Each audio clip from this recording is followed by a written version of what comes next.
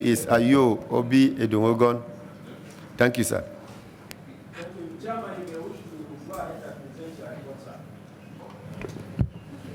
Thank you very much, Mr. Chairman, sir, and distinguished members of the Committee on Appropriation.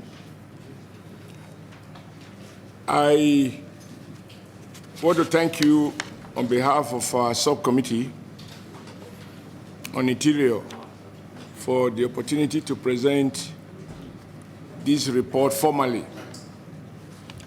But having listened to previous presentation, I thought I should save the time of the committee by not going through what has become a very boring ritual. What was submitted to us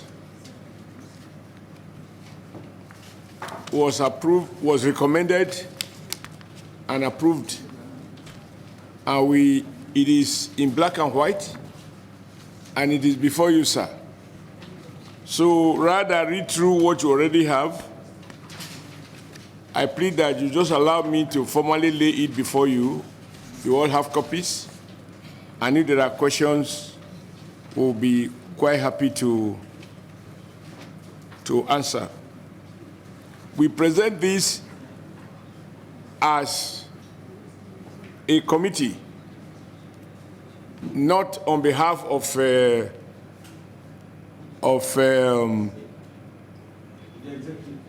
executive, for the consideration of the larger Senate Committee on Appropriation. The only issue I thought is worth speaking to, because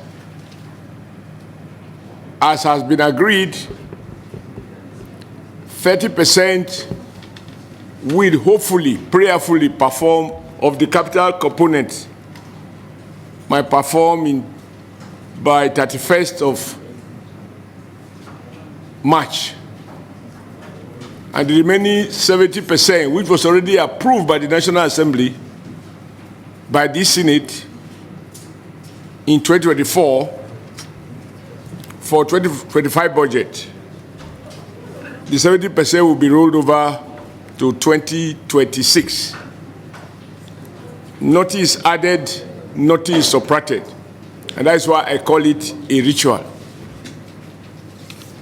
However, Mr. Chairman, sir, we have strong concern about the conditions of our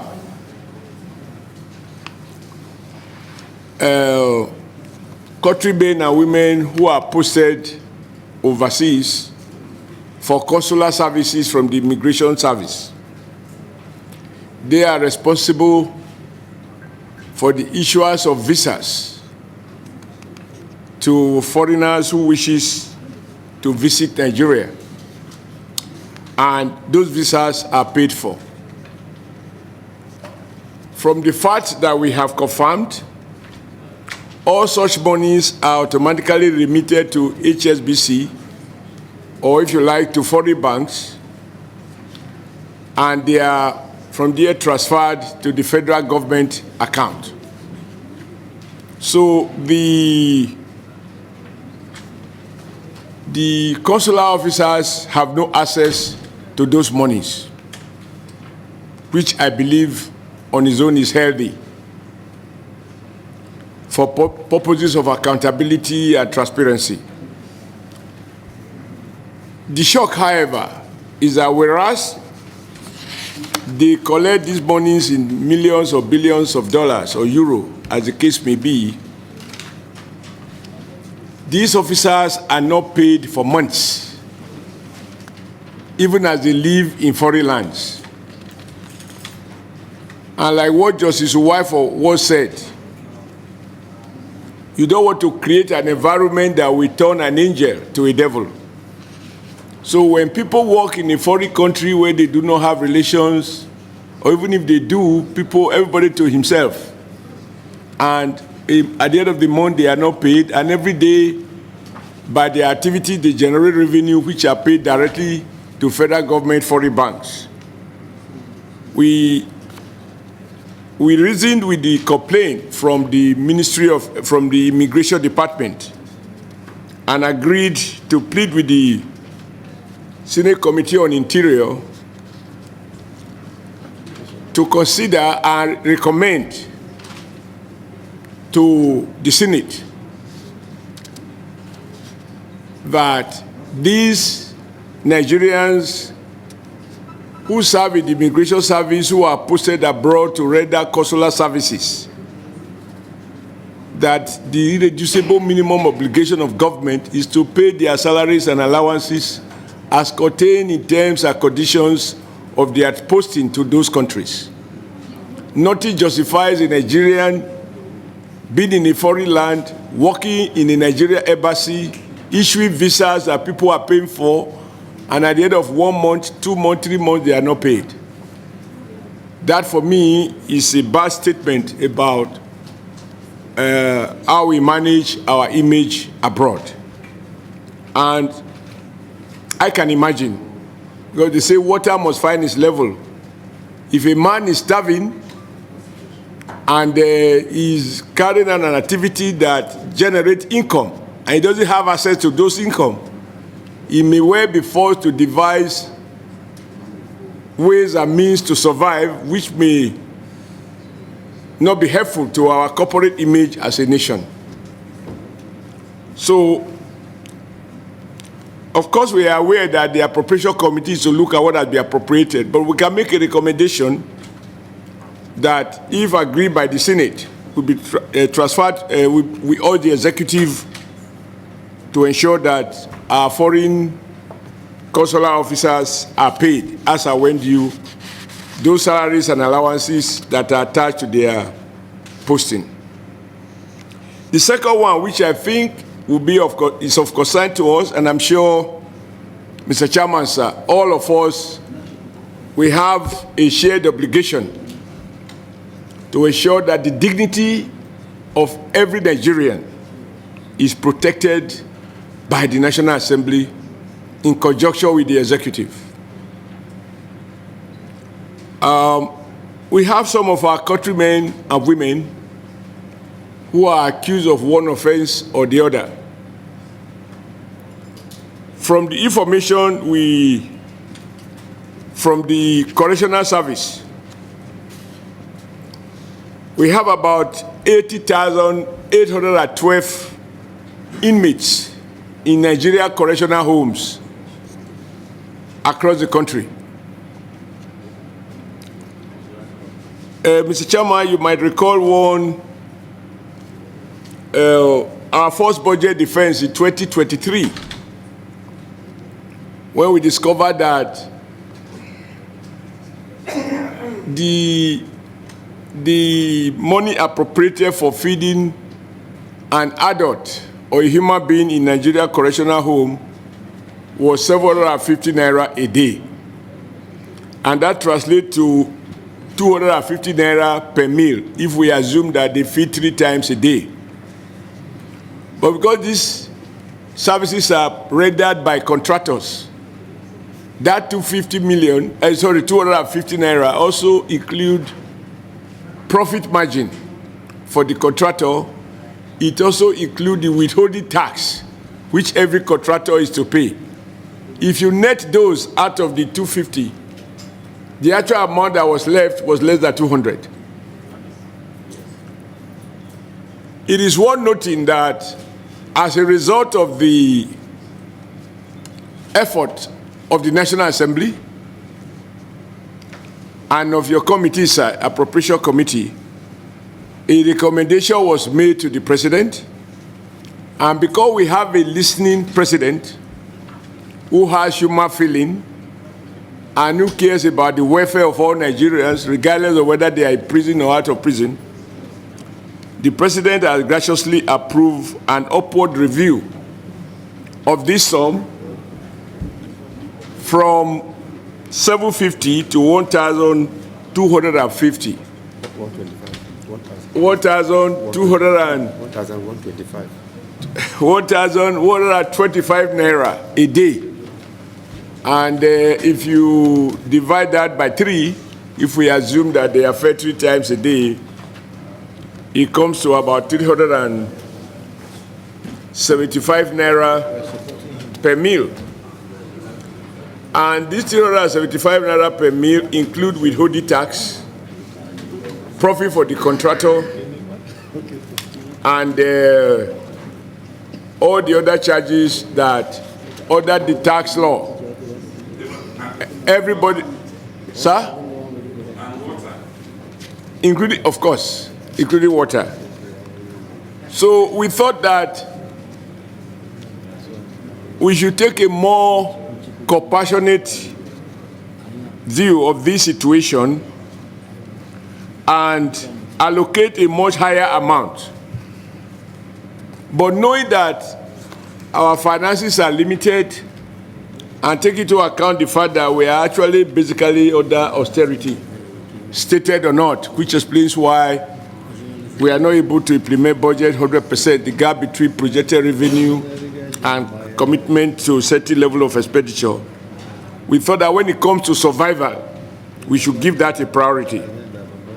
So we recommend that in the first instance, if this amount can be reviewed upward to 1,500 naira a day, that would mean about 500 naira per meal, water inclusive. But always we must bear in mind that this 500 naira, because these services are rendered by contractors, they will see how withholding tax and other deductions. So in the end, the net available to feed a detainee or an inmate will fall around the region of maybe 400 naira per meal. Given the reality of cost of living, we believe that this amount to starving our unfortunate countrymen and women who are under correctional home.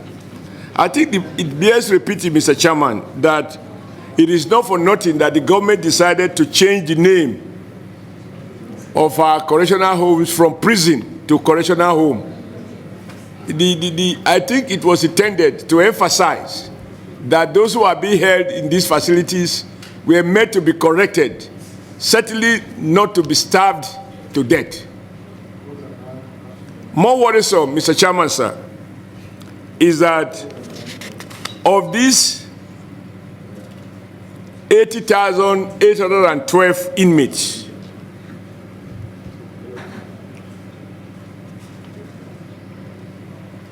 24,913 of them are serving jail term. The rest, and you have 3,944 condemned prisoners who are on death row.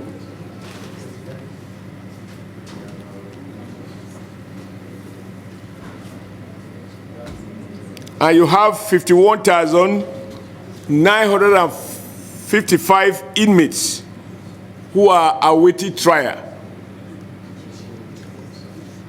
Order at the Nigerian legal system, until you are convicted, you are presumed to be innocent.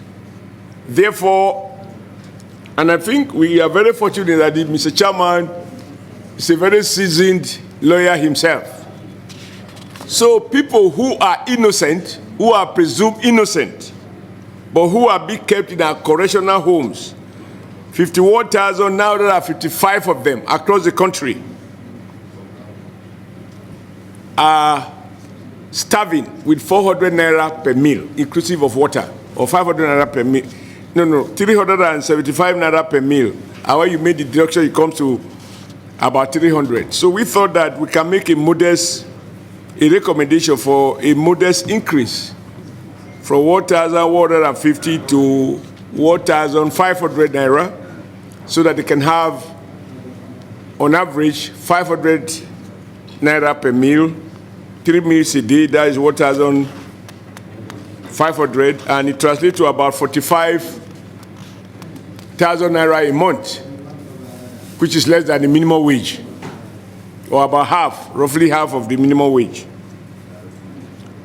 Mr. Chairman, nobody knows who will be the next detainee. And like I said, a lot of these guys are not necessarily guilty, but they are there because of the power of the state to hold on to citizens who are suspected of crime, whether they are guilty or not guilty, and they are waiting trial. So I urge you, sir, to use your strong influence and members of this committee, because this is a case in which there is no local government where you don't have a prisoner. So every senator here, every member of the House of Representatives represent people who are being detained for offense for which they have not been convicted, and who under our law are presumed innocent, but they are starving in Nigeria prisons. I don't think I need to re-emphasize this point more than this. And as we can see, yesterday's governor, maybe tomorrow's detainee, who may be a customer in one of the correctional homes. I would say much more than that. I would say senator will never be there, but should they be, they will be ordered this 400 naira a day. So nobody knows tomorrow. But I think we have a duty to protect all Nigerians, even those convicted. They are meant to be corrected, not to be starved to death. Mr. Chairman, on behalf of the members of the Appropriation Committee, including my colleagues in the House of Representatives, we had this joint meeting together, and we both agree to make this passionate appeal to the Appropriation Committee to think through and have a compassionate look at our requests and approve it, and accordingly revise the estimate upward, so that, and I believe that the amount is affordable. So, Mr. Chairman, thank you for your patience. That is the summary of our presentation. As I said, I don't want to go through what is already in the budget, the 75%, sorry, the 70% that is rollover. We didn't add, we didn't subtract. And the other one is the usual running costs, personnel costs, etc., which is also paid centrally. So thank you, Mr. Chairman, for the opportunity. Thank you, Mr. Chairman. So I want to commend the chairman of Agri-Production for very powerful and well submitted, how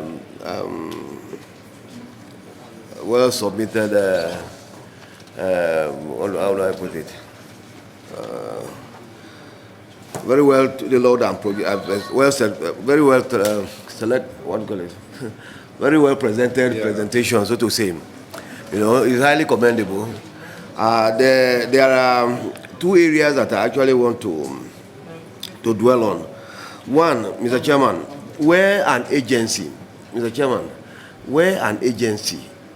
is into revenue generation, okay, because I'm talking on that revenue generation item C on page 3. You know, some of the agencies were able to meet or surpass their revenue expectations, yet they were not compensated, okay?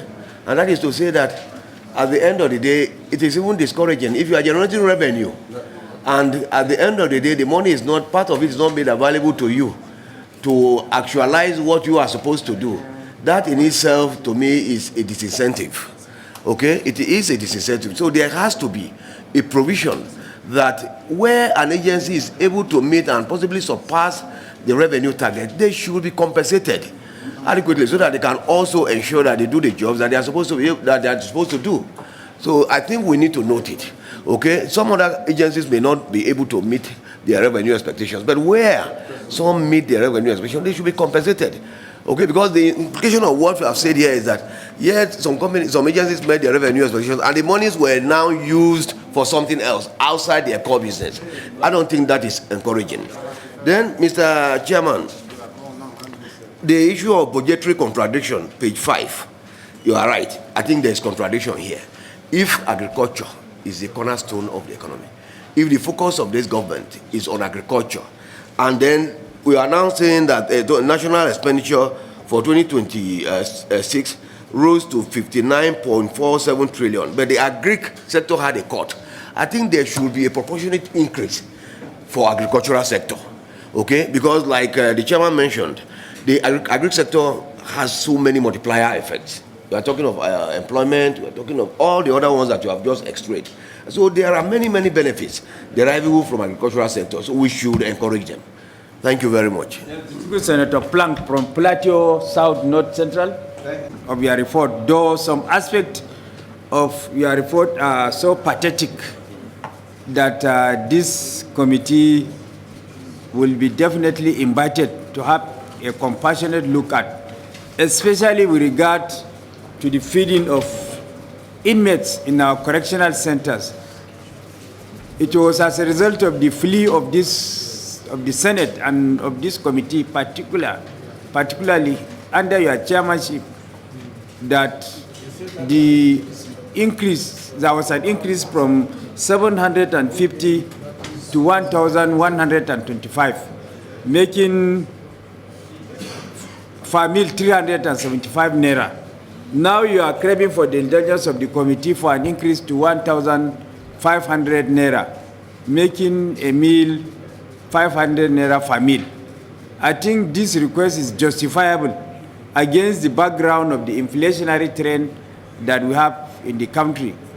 And also the fact that about 64% of our inmates are people that are waiting trial. And as rightly observed, there is presumption of innocence in our law. Everybody, an accused person is presumed innocent until he is convicted. So we should not punish people that are presumed innocent until they were convicted. So this committee will have a very compassionate look at that. And even NYC, the feeding is 1,500 naira per day and 500 naira per meal. I think it is good that we should bring it at par with that of NYC to make it 1,500 naira per day and 500 naira per meal. Yes. And then with regard to the issue of non-payment of the salaries of immigration officers posted to our various embassies, I think, as you rightly observed, that issue should also be looked at, because it tells negatively on our image for us to force officers outside the country and then fail woefully to take care of them. It tells on the image of the country. So at this stage, I will call upon my colleagues to make comments or answer any questions, if any. Senator Neda, you want to ask our senior, you are